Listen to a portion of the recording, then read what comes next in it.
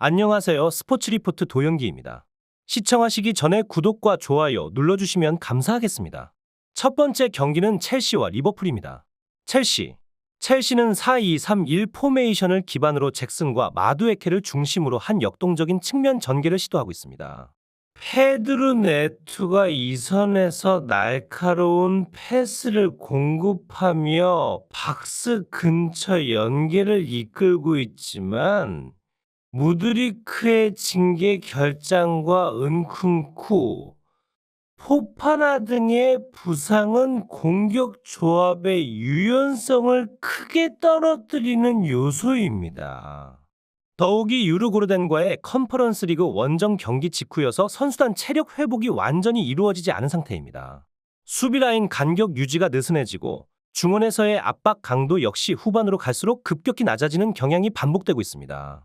리버풀 역시 4-2-3-1 포메이션을 사용하는 팀으로 디아조와 살라가 측면에서 박스 안침투와 넓은 전개를 동시에 수행합니다. 각포는 세컨 스트라이커 역할을 수행하며 유기적인 위치 교체와 마무리 능력 모두를 보여주고 있습니다. 중원에서는 안정적인 볼 회수와 강한 압박으로 상대의 템포를 끊는 능력이 탁월하며 고메즈, 브래들리의 부상 이슈는 뎁스 구성으로 충분히 커버 가능한 수준입니다. 주중 휴식 2점을 안고 있는 리버풀은 높은 강도의 전방 압박과 전환 속도로 첼시의 무거운 흐름을 정면으로 압박할 수 있는 구도를 갖췄습니다. 첼시는 연이은 부상 이탈과 체력적 부담으로 인해 홈에서도 안정적인 운영이 어렵고 후반 집중력 저하가 반복되는 상황입니다.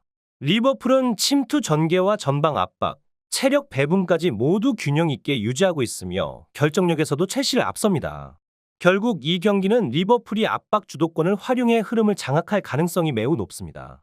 리버풀의 승리를 예상합니다. 두 번째 경기는 프라이부르크와 레버쿠젠입니다. 프라이부르크는 4-4-1-1 포메이션을 가동하며 중원 수비 블록을 탄탄하게 구성하려 하고 있습니다. 아다무가 최전방에서 수비 가담을 병행하고 있으며 휠러와 에게슈타인이 중원 압박을 지원하고 있습니다. 하지만 오구부스와 체레가 부상으로 이탈하면서 미드필드 라인의 압박 강도와 전방 전개 모두 약화된 상황입니다. 특히 측면 수비 커버 범위가 좁아진 문제로 인해 빠른 침투 플레이 대응에 어려움을 겪고 있습니다. 레버쿠젠은 4-4-1-1 포메이션을 바탕으로 중앙 빌드업과 측면 침투를 적극적으로 활용하는 스타일입니다. 중앙에서는 안드리가 빌드업의 시작점을 책임지고 있으며 그의 패스를 이어받은 부엔디아가 강력한 페네트레이션 플레이를 통해 상대 수비진을 압박하고 있습니다. 부엔디아에게 수비가 몰리는 동안 비르츠와 시크가 노마크 찬스를 노리는 구조가 자연스럽게 형성되고 있습니다. 무키엘레, 사르코, 테리어, 에르모소가 부상으로 이탈했지만 핵심 전술의 완성도에는 큰 영향이 없습니다. 레버쿠젠은 안드리히를 중심으로 빌드업을 전개하고 부엔디아를 활용해 상대 수비를 무너뜨릴 전망입니다. 프라이부르크는 측면 커버와 전방 압박 모두 불안정한 흐름을 보이고 있어 주도권을 가져가기 어려운 상황입니다. 전체적으로 레버쿠젠이 전반적인 흐름을 압도할 가능성이 높은 매치입니다. 레버쿠젠의 승리를 예상합니다. 세 번째 경기는 AS 로마와 피오렌티나입니다. AS 로마는 3-5-2 포메이션을 기반으로 중원 장악과 빠른 측면 확장을 통해 경기를 풀어나가는 팀입니다. 쇼무로도프와 도브비크의 투톱 조합은 활동 반경이 넓고 펠레그리니가 중원에서 템포 조절과 전진 패스를 조율해주고 있습니다.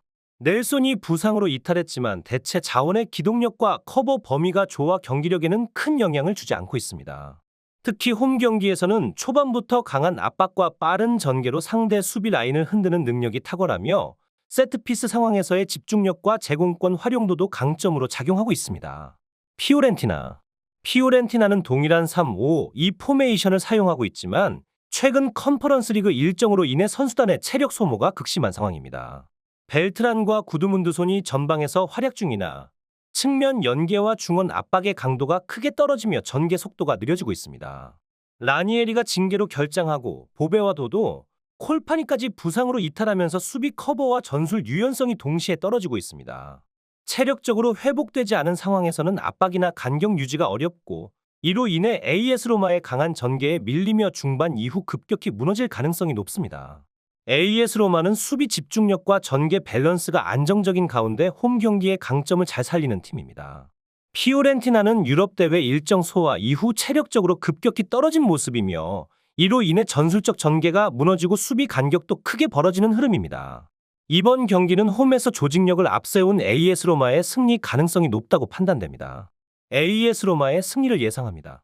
네 번째 경기는 에스파뇰과 레알 베티스입니다. 에스파뇰은 4-2-3-1 포메이션을 바탕으로 홈 경기에서 강한 압박과 빠른 측면 전개로 경기를 풀어나가는 팀입니다.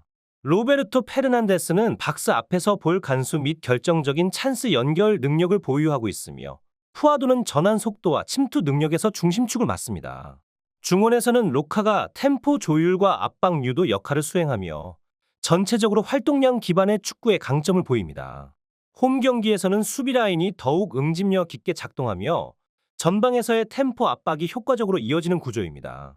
레알 베티스는 최근 컨퍼런스 리그 일정으로 인해 체력적인 부담을 안고 있으며 주중 피오렌티나와의 격전 이후 회복 시간이 충분하지 않은 상태입니다.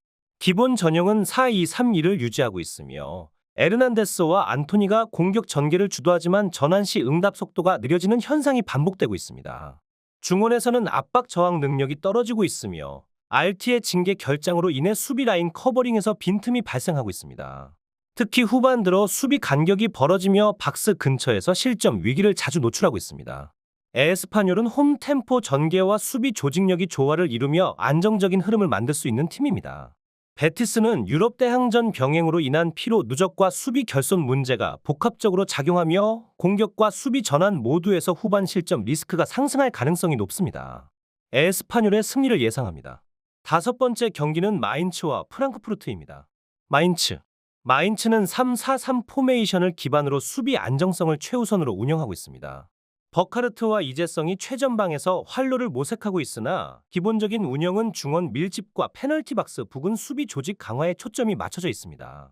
네벨이 전환 속도를 조율하지만 공격 템포는 빠르지 않으며 옌츠와 라이치의 부상 이탈로 수비 라인 뎁스도 약간은 얇아진 상태입니다. 전반적으로 안정적인 경기 운영을 선호하는 흐름이 반복되고 있습니다. 프랑크푸르트 역시 3-4-3 포메이션을 가동하며 선수비 후역습을 기본 전략으로 삼고 있습니다. 에키티케와 크나우프, 바호야가 공격진을 형성하지만 적극적인 전진보다는 안정적인 위치 선점을 통한 역습 기회를 노리는 흐름입니다. 마타노비치, 디나 에빈베, 리스테시, 괴체, 카우앙 산투스의 부상 이탈로 전방 연계와 중원 전개 속도에도 제한이 걸린 상황입니다. 수비 라인을 깊게 내리고 상대 공격을 차단하는 데 집중하는 흐름이 강합니다. 마인츠는 철저한 수비 중심 운영으로 안정적인 흐름을 가져가려 할 전망입니다. 프랑크푸르트 역시 전진보다는 수비 라인 강화를 우선시하며 공격 템포를 낮출 가능성이 큽니다. 전체적으로 양팀 모두 빠른 전개보다는 수비 안정성에 집중하며 접전을 이어갈 가능성이 높은 매치입니다. 무승부를 예상합니다. 여섯 번째 경기는 볼로냐와 유벤투스입니다. 볼로냐는 4-2-3-1 포메이션을 활용하며 좌우 윙어의 넓은 배치와 빠른 전개 속도를 기반으로 경기를 풀어가는 팀입니다. 최전방 달린가는 활동량과 제공권 모두에서 위협적이며 오르솔리니와 오드가르드가 측면과 중앙을 유기적으로 오가며 이선 지원을 담당하고 있습니다. 에스타니, 은도에 카살레가 부상으로 이탈했으나 공격 전개 라인에는 큰 영향을 미치지 않고 있으며 특히 홈 경기에서는 양 풀백의 적극적인 오버래핑으로 수적 우위를 확보하며 측면 주도권을 가져오는 장면이 많습니다.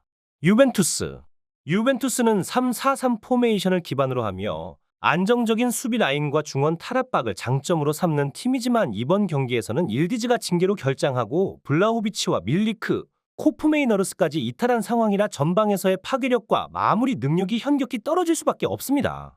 특히 측면에는 윙백 한 명씩만 배치되는 구조라 풀백과 윙포워드를 동시에 배치해 폭을 넓게 쓰는 볼로냐와의 숫자 싸움에서 불리한 조건입니다. 전개 템포가 느려지고 있고 박스 근처에서의 연계 마무리도 단조로운 흐름을 보이고 있습니다. 총평. 유벤투스는 연쇄 이탈로 인해 전방 마무리뿐 아니라 측면 커버까지 어려움을 겪고 있으며 볼로냐는 공격 전개 구조상 수적 우위를 활용해 일방적인 측면 압박을 주도할 수 있는 구성을 갖추고 있습니다. 전체적인 흐름은 볼로냐가 홈에서 구조적 우위를 활용해 승리를 거둘 가능성이 매우 높은 경기입니다. 볼로냐의 승리를 예상합니다. 마지막 경기는 레알 소시에다드와 빌바오입니다. 레알 소시에다드는 4-1-4-1 포메이션을 기반으로 중원 장악력과 측면 전개의 강점을 보이는 팀입니다. 오야르사발은 좌측에서의 크로스와 연계 패턴 중심 역할을 수행하고 있으며 쿠브는 중앙 침투 및 탈압박 능력에서 확실한 위협을 제공하고 있습니다. 세르지오 고메즈는 중원에서 볼 배급과 템포 조절을 조화롭게 수행하며 소시에다드는 홈에서는 압박 응답 속도와 빌드업 속도가 모두 상승하는 특징을 갖고 있습니다. 결정력보다는 전방 점유율을 유지하며 상대를 압박해가는 패턴이 반복되며 공간 점유를 통한 전개 주도력이 강점입니다.